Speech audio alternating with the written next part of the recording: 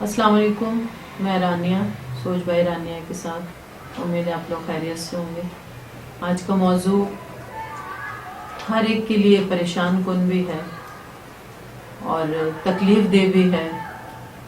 ہم میں سے ہر شخص اس کا شکار ہے، اور وہ ہے معاشرے سے قطع تعلق، معاشرے سے کٹ جانا، معاشرے سے ہمارا ایک دوسرے کے ساتھ جدا ہو جانا۔ اپنی آج کے اس موضوع کا انتخاب جو میں نے کیا ہے، اس کا میں آغاز کروں گی واصف علی واصف صاحب کی بہت خوبصورت تحریر ہے، اس کی چند لائنوں سے آغاز کرنا چاہوں گی۔ واصف علی واصف صاحب فرماتے ہیں کہ رفاقت کی تمنا سرشت آدم ہے، اور انسان کو ہر موقع پر رفیق کی ضرورت ہے۔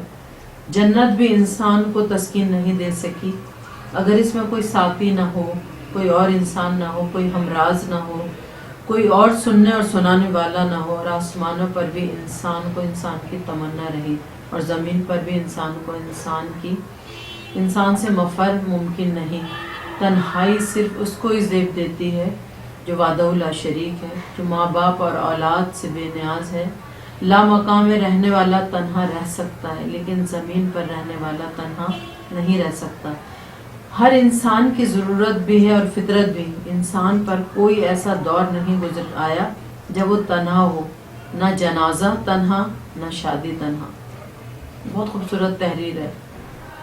اللہ تعالیٰ نے ہمیں ایک جسم کی مانند بنایا ہے، اور اللہ پاک قرآن کریم میں فرما بھی رہا ہے کہ مومن ایک جسم کی مانند ہے۔ اگر جسم کے کسی ایک حصے کو تکلیف ہو جائے تو پورا جسم رات بھر جاگتا رہتا ہے۔ لیکن آج ہم نے قانون فطرت سے ہٹ کر اپنی اپنی دنیا بسا لی۔ آج کے مشینی دور میں انسان ایک دوسرے سے بالکل کٹ کر رہ گیا ہے۔ اگر اس کو کسی چیز کی فکر ہے تو وہ مال و متاع جمع کرنے کی فکر ہے۔ ہمارے آپس کے تعلقات نہ ہونے کے برابر رہ گئے۔ ہم ایک دوسرے سے بالکل اس طرح دور ہو گئے کہ جیسے ہم کسی کو جانتے ہی نہیں۔ حال تو یہ ہے کہ اگر کوئی شخص جو ایک سیدھے راستے پہ چلنے والا شخص ہے، جو معاشرے میں چاہتا ہے کہ مل جل کر رہا جائے، وہ کسی سامنے والے کو دیکھ کر سلام کرتا ہے تو وہ بڑی حیرت سے کہتا ہے کہ میں آپ کو پہچانا نہیں۔ سوچنے کی بات یہ ہے کہ اللہ نے دین ہمارا سلامتی ہے، اور ایک دوسرے کو سلام بھیجنا کتنی بڑی سعادت کی بات ہے۔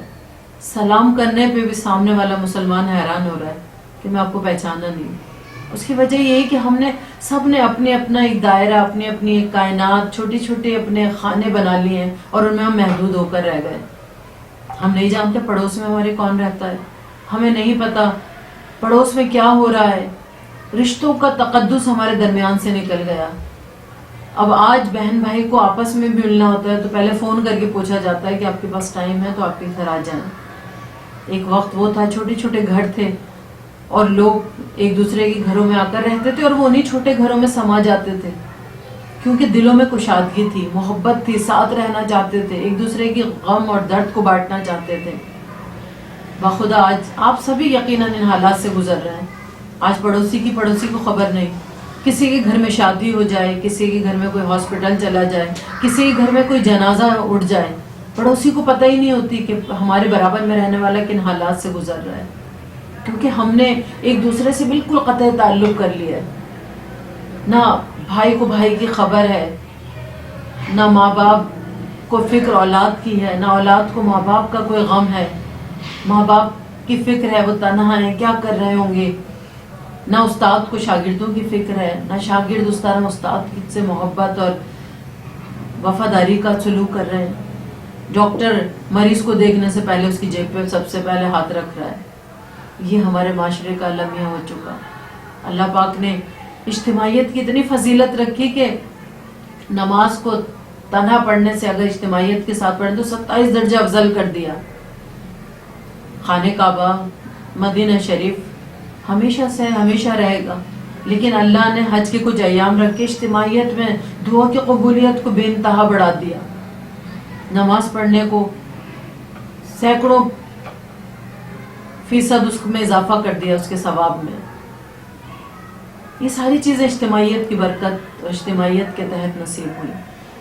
ہر انسان اپنے دکھوں میں گھل رہا ہے، پریشان ہے، مشکلوں میں ہے، لیکن سامنے کوئی درد بانٹنے والا نہیں، کیونکہ ہوا یہ کہ اس نے بھی کسی کا درد نہیں بانٹا.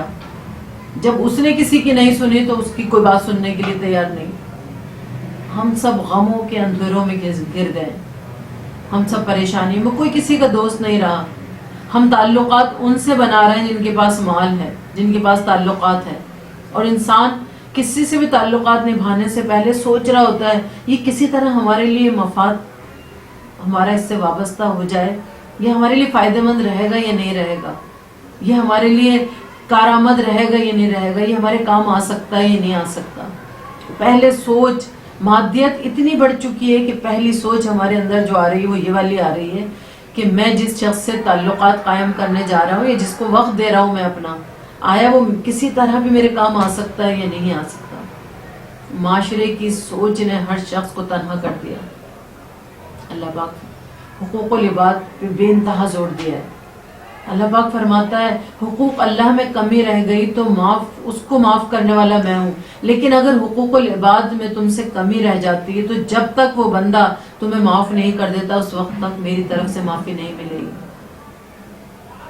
دل دکھا رہے ہیں، ایک دوسرے کی کام نہیں آ رہے، ایک دوسرے کو پریشان کر رہے ہیں، ایک دوسرے سے بے اتنائی برت رہے ہیں، ایک دوسرے کے گھر میں کچھ بھیجنا بھیجانا کسی طرح بھی اس کے کام آنا چھوڑ دیا. ایک عجیب بے رونقی ہے، ایک عجیب معاشرے کا حال ہو چکا ہے. اندر جو ہمارے خلا پیدا ہوتا چلا جا رہا ہے، اندر ہم تنہائی کا شکار ہوتے جا رہے ہیں. ہم چاہتے بھی ہیں، بہت سارے لوگ ہیں جو چاہتے ہیں کہ ہم معاشرے میں مل کر چلیں، ہم پڑوسیوں کی خبر کریں، ہم پڑوسیوں کے گھر جائیں. وہ پڑوسی کسی طرح بھی اپنے گھر میں جگہ دینے کے لیے تیار نہیں، اپنا وقت دینے کے لیے تیار نہیں.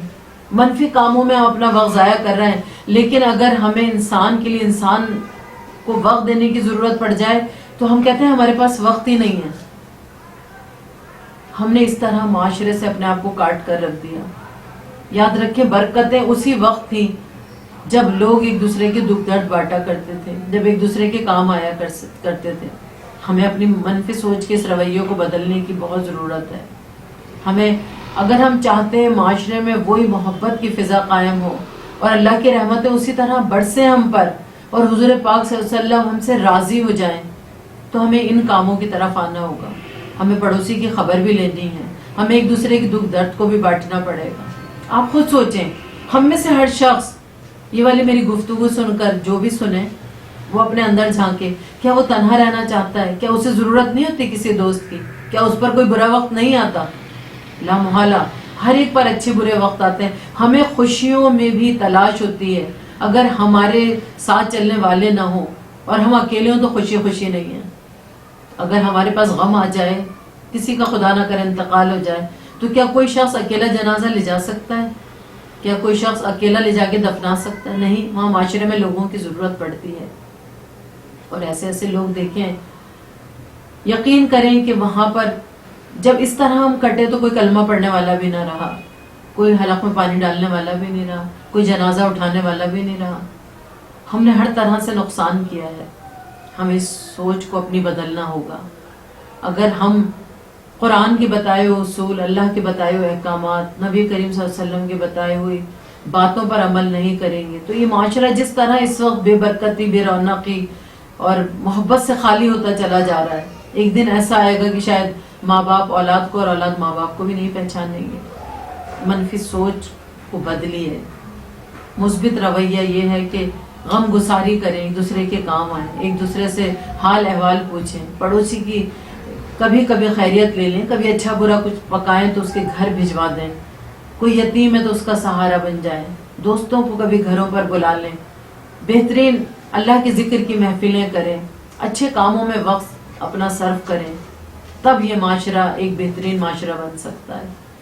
اور ہم سب کو اس میں حصہ ڈالنے کی ضرورت ہے اپنے معاشرے کو بہترین بنانے کے لیے، بحیثیت انسان، بحیثیت مسلمان، بحیثیت مومن اور بحیثیت ایک بہترین شہری کے. اس پاکستان میں ہم پاکستان میں رہتے ہیں، ہمیں سب سے پہلے اپنے آپ کو، اپنے گھر، اپنے علاقے، اپنے شہر اور اپنے ملک کے لیے بہترین ماحول اور سازگار ماحول کو بنانے کی ضرورت ہے. اور ہم سب کو اپنا حصہ ڈالنا چاہیے. جب حصہ ڈالیں گے تبھی ہم خود بھی خوشیوں کو محسوس کر سکیں گے اور سامنے والے کو بھی محسوس کرا سکیں گے. امید ہے میرا یہ ٹاپک آپ کو پسند آئے گا. آپ اس پہ کوئی سوال کرنا چاہیں تو ضرور کریں, کوئی بات آپ کے ذہن میں تو ضرور شیئر کریں, اور اپنے سوالات اور ہم سے جڑے رہیں. اس کا مقصد یہی ہے کہ ہم جڑیں ایک دوسرے سے, اپنے دل کی بات کریں. اپنے دل کی کوئی بات کرنا چاہیں, کوئی سوال کرنا چاہیں تو ضرور ہم سے ڈسکس کریں. بہت شکریہ.